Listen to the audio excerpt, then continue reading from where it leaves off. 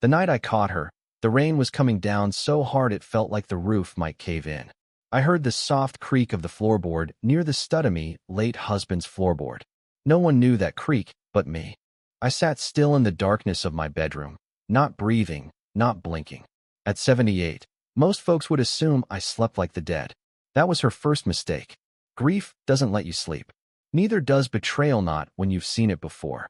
I stood, my knees aching, and reached under the mattress where I kept the heavy metal flashlight. I didn't need the light. I just needed the weight. The second creak came. She was inside the study. I didn't rush. I'd raised 3 boys, survived 2 cancers, buried 1 husband, and outlived most of my family. If you live long enough, you stop being afraid of people. But you start being afraid of what you might do to protect what little you have left. I opened the door slowly. The hallway was lit faintly by lightning flashes seeping through the curtains. The safe stood in the corner like an old secret. She was crouched in front of it, wearing a hoodie. God help me. She thought that would make her unrecognizable. As if I wouldn't know the sound of my daughter-in-law's wheezing cough or the shape of her hunched back. I said nothing. I let the flashlight thud against the wall just loud enough. She froze. And then she turned. "Mom?" she whispered, trying to feign innocence. Her voice cracked with nerves, not guilt. I said nothing. She stepped back from the safe like it had bitten her. I was just looking for some papers. Jimmy said you might need help filing taxes this year. I tilted my head. You do taxes at midnight now? The silence swallowed her whole. And then her eyes landed on the safe.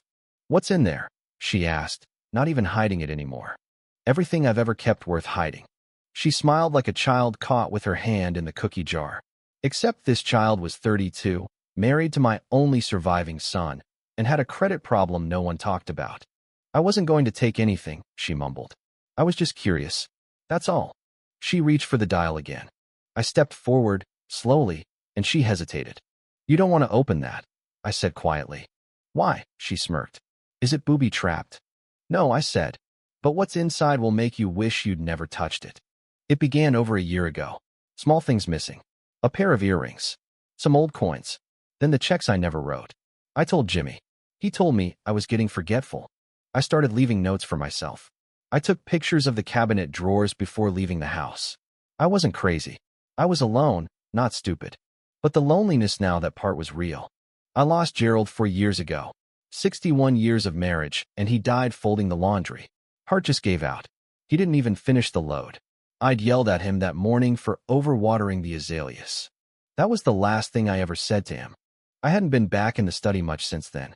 It was his space, his books, his safe. I only kept going in there lately because I knew someone else was, too. And that's where this all started, with the safe. Gerald never told me the full combination, only the first 3 digits. He said if something ever happened to him, I'd figure out the rest. He left me a clue, a letter in the Bible he used to read from every night, tucked in Psalm 91, written in his tight, slanted script.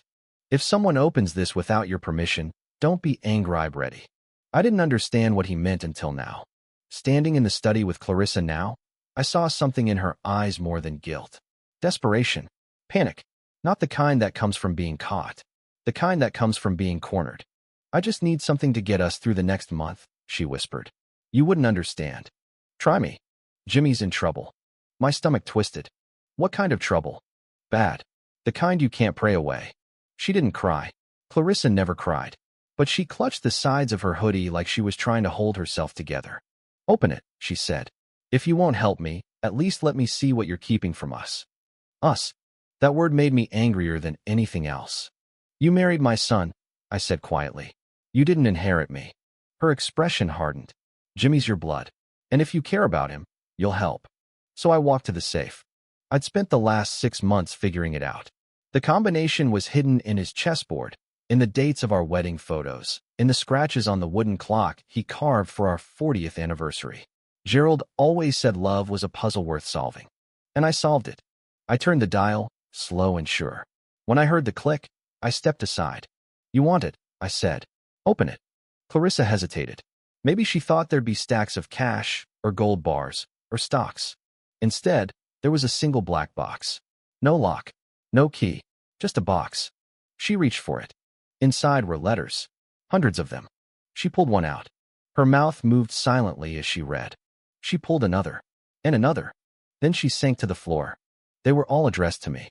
From Gerald. One every day, from the day we met until the week before he died. Why? She whispered. Why keep these? Because I was lonely, I said. And he was still talking to me. She didn't look at me. She kept reading. Some were silly. Some romantic. Some full of regret. He wrote about the mistakes we made raising the boys. About the things we never said. About his fears, and his pride, and his hope that when he was gone, I wouldn't forget the sound of his voice. Clarissa read until her fingers trembled, and then she found the last envelope. It was addressed to Jimmy. Her hands froze. Open it, I said. She did. Son, it began. If you're reading this, it means I'm gone. And if Mom let you in here, it means she trusts you. That's more than enough reason for me to speak plain. Clarissa's voice cracked as she read it aloud. I know you think you failed. I know you're scared. But you come from two people who fought like hell to give you a life. Don't throw it away chasing shortcuts. Money's not worth your soul. At the bottom was a check. Written for more than I expected. My husband had been saving behind my back. For emergency use only, the note said. Not for bailing out mistakes, but for building back better. Clarissa looked up at me. I didn't know, she whispered. I know. She folded the letter slowly. I'm sorry, she said. For the first time, I think she meant it. I picked up the box, placed it back in the safe, and turned the dial. Then I walked to the door. You've got 5 minutes before I come back. Whatever you take from this moment, make sure it's not regret. And then I left her there, in the dark, with my husband's words. I sat alone in the kitchen, the ancient clock ticking loud in the silence, a cup of lukewarm chamomile tea untouched in front of me. The rain had slowed to a drizzle outside. Thunder rolled faintly in the distance, like the echo of something that had already passed but refused to be forgotten. Clarissa didn't come out for a long time. When she finally did, she walked slowly down the hallway like someone returning from a battlefield. Her face was pale, lips pressed together in something that wasn't quite remorse, but wasn't defiance either. She stopped in the doorway. I didn't take anything, she said softly. I know. There was something else in her hand, a photo. One of the ones Gerald had kept tucked between the letters. I couldn't see which. She didn't say goodbye. She just left, shoulders hunched like she carried the weight of every decision she'd ever made. The screen door creaked behind her, and for a long time, I heard only the wet sound of her footsteps fading into the night. I stayed at the table until the clock struck 3, and then I cried. Not because of her, not because of the safe, but because grief doesn't end, it just changes shape. That night it took the form of silence, of an old woman sitting at her kitchen table, wondering how much more she had left to give. The next morning, Jimmy called. I almost didn't answer. Ma, he said, voice tight, too cheerful. How are you? Did she tell you? I asked. There was a pause. I'm sorry, he said finally. She said she made a mistake. She made a decision. He sighed. We're in over our heads. I've been trying to fix it myself. I didn't know she'd. You knew, I interrupted. You just didn't want to see it. There was shame in his silence. I don't want your money, he said. I just wanted to hear your voice this morning. That broke something in me. The part that had hardened. I miss you, I whispered. I miss you too. And then we sat there, saying nothing for a long time, until he asked, Can I come by? Yes, I said. But not today. I spent the afternoon in the study. Dusting. Reading. Opening letters I hadn't touched in years. I found the one Gerald had written the day our middle son died. A car crash, 25 years old, just out of college. The words bled through the page. He never let me read it then, but he wrote, I wish I could carry her pain for one day. Just one day. But the only thing I can do is sit beside her and never let go. That was what marriage was. Not perfection. Not even happiness all the time. Just showing up. Sitting beside each other. Clarissa didn't understand that yet. Maybe she never would. But Jimmy might. That night, I packed a small envelope. The check, the letter, and a photo of Gerald holding Jimmy as a baby, both of them laughing, their faces tilted toward the sun. I didn't send it yet. I wasn't ready. Days passed. The phone rang. Jimmy again. Clarissa's different, he said. I don't know what happened that night. But she's quieter. That can be a good thing, I said. Or a very bad one. He laughed nervously. I think it's good. She didn't come to steal money, I said. She came looking for hope. Did she find it? I thought about that. I think she found a mirror. A week later, I saw Clarissa again. Not at my house. Not at theirs. I was walking through the grocery store, pushing my cart slowly along the soup aisle, when I saw her by the cereal. No makeup. No jewelry. She looked tired. She saw me. And for a moment, I thought she'd walk away. But she didn't. She walked up to me and said, "Can I buy you coffee?" I stared at her. "Not because I deserve it," she said. "Because I need it." So I followed her to the little diner near the parking lot. We sat in a booth that smelled like syrup and old conversations. She ordered tea. I stuck with coffee. She didn't speak for a while. "I've never been good with people like you," she said finally. "Old women. Strong women." That surprised me. I grew up watching my mom cry in secret every night after my dad left. I told myself I'd never be weak like that. "Crying isn't weakness," I said. "No," she agreed. "But running is." Then she reached into her purse and took out the photo. The one she'd taken from the safe. It was of me and Gerald, sitting on our porch swing the summer after retirement. We looked old and tired and happy. "I want that," she said. "That kind of love. It takes everything," I told her. "And it gives you back even more." She looked at me with glassy eyes. "Can we start over?" she asked. "Are you asking me?" I said. "Or yourself?" "Both." Clarissa started coming by once a week.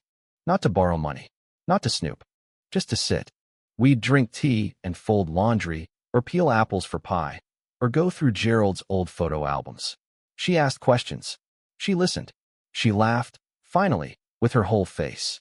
One afternoon, she brought Jimmy. And I saw in his eyes that he'd been afraid I'd written him off, that I'd closed the safe not just on the letters but on him. I hugged him long and hard. "We're not broken," I said. "Just cracked in the places that matter." He nodded against my shoulder. "But life doesn't give you clean arcs. It throws you curves." Because a month later, Clarissa got arrested. Shoplifting. Small stuff cosmetics, vitamins, a bottle of perfume. I sat in the courtroom, watching her stare at the floor while the judge read her sentence. Probation. Therapy. Restitution. She didn't cry. She didn't look at me. Afterward, outside the courthouse, she said, "I didn't do it for the things. I did it because I was angry. At myself. At everything. I felt like I deserved to be punished." "You can't build a future on shame," I said. She nodded. "I know. But sometimes it's all you have left." "Not anymore," I said. And then I handed her the envelope. She opened it slowly. Saw the letter. Saw the check. Saw the photo. She looked up at me, tears brimming. "Why are you giving me this now?" "Because you're ready to choose." "Choose what?" "Whether you want to run or stay." She folded the letter carefully and placed it over her heart. "I want to stay. I want to stay," she repeated, voice quieter now, but clearer. I studied her face in the gray morning light. For the first time since she married Jimmy, I saw her not as a threat, not even as a burden, but as someone real. Damaged, but not destroyed. Afraid, but not hopeless. And that, I had learned, was more than enough to begin again. "Then stay," I said. "But staying isn't just about geography. It's about truth. It's about doing the work." "I will," she said quickly. "I'm ready." I shook my head gently. "You're willing. That's a start. But readiness comes with time. With humility. With failure." She lowered her eyes. "I've already failed." "Then good," I replied, sipping my tea. "You've got a head start." A few weeks later, she showed up at my door with a notebook in hand. Nervous. Determined. "I want to understand Gerald better," she said. That caught me off guard. She opened the notebook, and I saw a list. Dates, questions, events. "I want to know what made you two work. What made him stay? What made you stay?" I invited her in. We spent the afternoon talking about the early years, the dirt floor apartment in Detroit, the time he sold his coin collection to fix our heater, the miscarriage in '63, the flood in '71 that destroyed all our baby pictures. She cried. I laughed. We both fell quiet when I showed her the photo of him in uniform, 1954, just before Korea.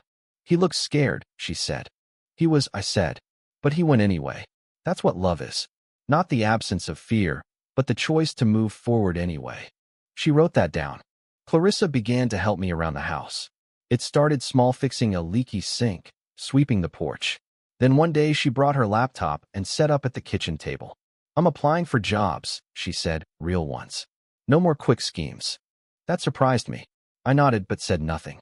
That same week, Jimmy came over to help me rearrange furniture. We were moving the old Hope chest Gerald's from his mother when Jimmy said, "She's changing, Ma." I didn't think it was possible, but she's different. She's becoming herself, I said. Sometimes we don't even meet ourselves until we fall apart. He looked at me, puzzled. You and Dad always made it look easy, he said. I chuckled. That's because we fought our hardest battles behind closed doors. And we forgave in silence. A month later, Clarissa got a call back from a nonprofit she'd applied to a transitional housing program for single mothers. They needed a receptionist. She accepted the job on the spot. That night, she came over, shaking with excitement. It doesn't pay much, she said, but I want my first paycheck to go toward replacing what I took. You didn't take anything, I reminded her. No, she said, but I almost did. An intention leaves a shadow, doesn't it? I smiled. It does, but so does redemption. Things began to change in ways I hadn't expected. Clarissa started calling Minute just for help, but for advice, for recipes, for stories. She even asked me to teach her how to make my chicken pot pie from scratch. You know this is your son's favorite, I teased her. I know, she grinned. That's why I want to get it perfect. One afternoon, while kneading the dough, she said, I used to think you hated me. I didn't, I said. I feared for you. There's a difference. She paused. Feared what? That you would waste the parts of yourself that were worth saving. She didn't respond right away, but I saw the tears blink back in her eyes. I'm trying not to, she said finally. Not anymore. Winter came early that year. The first snow fell in late November, dusting the front porch with white. I sat in the living room by the window, wrapped in Gerald's old cardigan, watching the flakes drift like feathers. The doorbell rang. Clarissa stood there, red-nosed, cheeks pink, holding a small wrapped box. For you, she said. An early Christmas gift. I raised an eyebrow. It's November. I know, she grinned. But I couldn't wait. Inside the box was a leather-bound journal. On the first page, in neat handwriting, was a dedication. To the woman who taught me that forgiveness is the bravest kind of love. My throat tightened. I want to start recording your stories, she said. For Jimmy. For the kids. For whoever needs to hear that healing is possible. I reached out and squeezed her hand. She squeezed back. It wasn't all perfect. There were still days when she snapped too quickly or forgot things I told her. Sometimes she retreated into herself for reasons I couldn't reach. But there was movement. Growth. That was all I asked. And in March, she told me she was pregnant. I sat in silence, staring at her across the table. I know we're not ready, she said. But I want to be. I really do. I nodded slowly. Then let's be ready. Together. She exhaled, smiling through tears. Thank you. That night, I opened the safe one last time. I pulled out the final letter. The one Gerald had written to me on our 60th anniversary, a month before he died. It read, I don't worry about what I'll leave you, because you've always had everything you needed. But I hope you'll share it. Not money, not things, but love. You know how to carry it through fire and come out stronger. That's your inheritance. That's what they'll need. I folded it and placed it back. And for the first time in years, I felt him with me. Not in grief, but in peace. Spring arrived with the scent of thawing earth and magnolia blossoms. Clarissa's pregnancy progressed quietly, carefully. Every Sunday, she and Jimmy came over for lunch. We started calling it Family Day, even though for months it had just been the three of us, sitting around my creaky old dining table, passing mashed potatoes and memory between us like old photographs. One Sunday in April, Clarissa brought an envelope. She held it like something fragile, like something she didn't want to let go of. I want to show you something, she said. She opened it and laid out a collection of ultrasound photos on the table. You're the first person I'm showing them to. I stared at the hazy black and white images. The baby was no bigger than a peanut, but it already looked like a future. She's real, Clarissa whispered. I can feel her now. I asked. She nodded. I just know. It's a girl. She looked at me then, her eyes shining. I want to name her after you. Or after Gerald. Maybe some version of both. I want her to know where she comes from. I didn't know what to say. No one had ever tried to name something after me before. I reached out and gently touched the edge of one photo. My finger trembled. She'll be strong, I said quietly. She'll need to be, Clarissa said. We spent that afternoon in the backyard, planting marigolds around the fence line. Gerald had loved marigolds. Said they reminded him of the sun. Clarissa knelt slowly, her stomach just starting to round, and dug her fingers into the dirt. I used to hate dirt, she said, laughing. Now it feels honest. We worked in silence for a while. The wind moved gently through the trees. Bees hummed near the blooming azaleas. You know, she said suddenly, I didn't grow up thinking I'd be anyone's mother. Or wife. Or anything, really. I used to think I wouldn't make it past 30. I looked at her hands in the soil. Thin. Strong. What changed? I asked. You did, she said. That summer was full of slow days and deep talks. I found myself telling Clarissa things I hadn't told anyone in years about my fears after losing our second child, about the secret I kept from Gerald when I almost left him in 77. She didn't judge. She just listened. Really listened. And she told me things, too. About the time she ran away at 16 and lived in a car with her sister. About the man before Jimmy who hit her.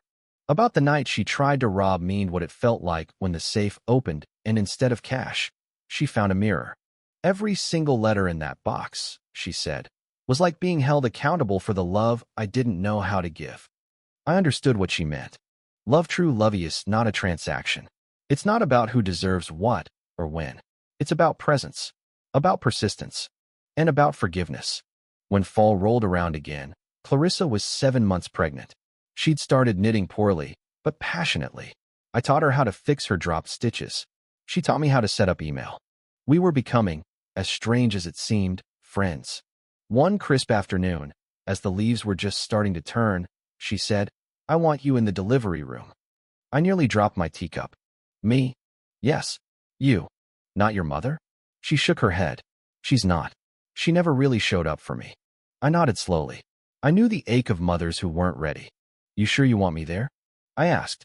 She reached across the table and took my hand. You're the only mother I trust. The baby came in late October.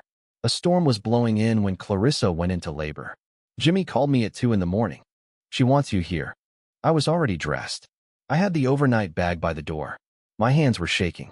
By the time I got to the hospital, she was in the room, sweat on her brow, gripping the railing of the bed. But when she saw me, she smiled. Thought you'd miss the show, she panted. I never miss a show worth seeing, I said, and took her hand.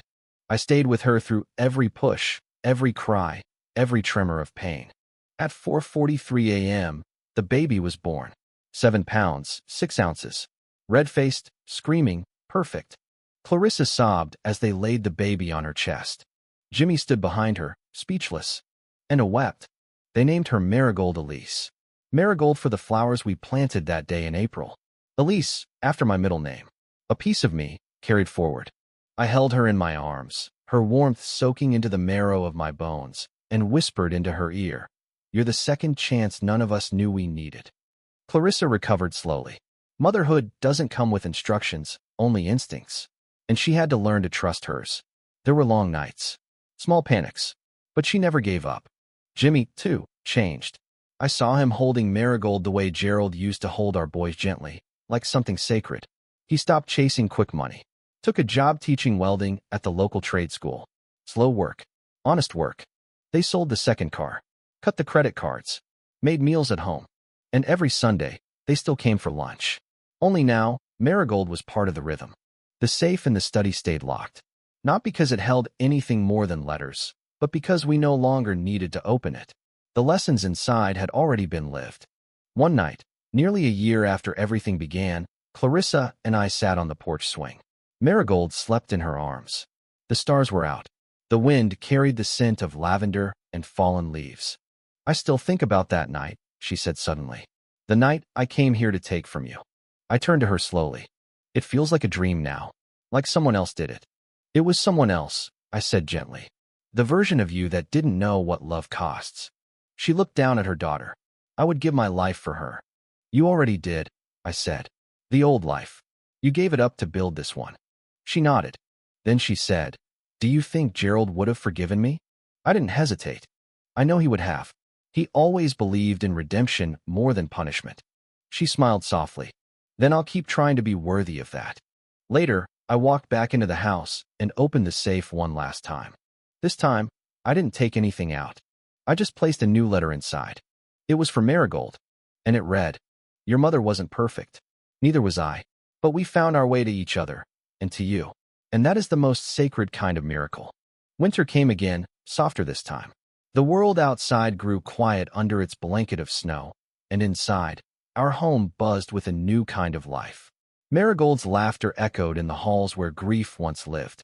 She took her first steps in my kitchen, wobbling toward the stove where I'd just pulled out cornbread, arms outstretched like she trusted the whole world. Clarissa and Jimmy cheered like she'd walked on water.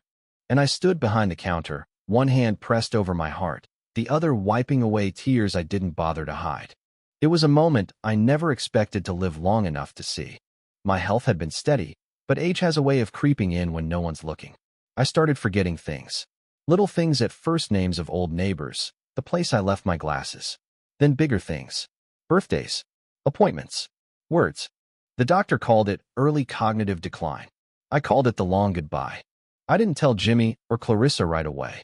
Not because I wanted to hide it, but because I wanted one more spring. One more season where I wasn't someone to worry about. But secrets don't stay buried. Not in a house like mine. Clarissa found the appointment slip on the counter one afternoon. She didn't say anything until dinner was done and the dishes were in the sink. Then she sat beside me, her face unreadable. "You forgot to turn off the stove last week," she said softly. Marigold was in the room. I closed my eyes. "I know." She touched my hand. "I'm not accusing you. I'm asking. How bad is it?" I looked at her then. My daughter-in-law. My partner in grief, in growth, in redemption. "It's starting," I said. "The fading. Like trying to hold on to mist." Her eyes brimmed. "We'll walk through it with you." We spent that summer making memories like we were bottling sunlight. Clarissa and I made jam and labeled each jar with the date. "So you'll remember when you can't," she whispered. Jimmy recorded videos of me reading stories aloud to Marigold. My voice was stronger then, my mind clearer. Sometimes, on the porch swing, I'd forget what year it was or why I came outside. But Clarissa would always be nearby, steady as a lighthouse. "It's all right," she'd say. "You're not lost. Just drifting." One evening, Marigold climbed into my lap and asked, "Grandma, where did Grandpa Gerald go?" "To the stars," I said, "but not too far." She looked up, wide-eyed. "Can he see us?" "Always." She thought about that, then said, "Then I'm not sad." And neither was I. The decline came faster than anyone expected. I began to confuse the days. I forgot how to use the washing machine. Sometimes I thought Jimmy was Gerald or called Clarissa by my sister's name. But I never forgot Marigold. Her name was a string tied to my soul, a color in a gray sky. I always knew her laugh, her little hand in mine. And when I couldn't remember how to tie my shoes, she sat down on the floor and tied them for me. "You took care of Mommy," she said. "Now I take care of you." One night, I woke up and didn't know where I was. The walls felt unfamiliar. My breathing panicked. I stumbled into the hallway, calling for Gerald. Clarissa found me on the floor, crying. "I forgot," I sobbed. "I forgot everything." She sat down beside me, wrapped her arms around me. "Not everything," she said. "You remembered how to love. That's what matters." As the end grew closer, I made a final request. "I want to open the safe one last time," I told Clarissa. She nodded, helped me to the study, supported my arm as I knelt before it. She turned the dial. I couldn't anymore. When it clicked open, we sat together on the floor, knees touching. I pulled out one last letter, the one Gerald had written but never gave me. She read it aloud. "If you're reading this, my love, then I've already left this world. But know this, you were my whole story. Every breath, every morning coffee, every night beside you was my reason. And if one day you forget me, I hope you never forget how you felt when I looked at you. Because that was everything." Clarissa was crying by the end. I didn't have the strength to. "I want you to have it," I told her. "The letters. All of them. They're not just for me anymore. They're for anyone who forgets what love is supposed to be." A week later, Clarissa started a blog.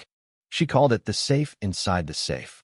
She posted a letter each week, scanned from the originals. Stories about aging, about marriage, about grief and grace. She didn't use our names. She let the words speak for themselves. And people wrote back. Thousands of them. Strangers who said they'd stopped believing in lasting love.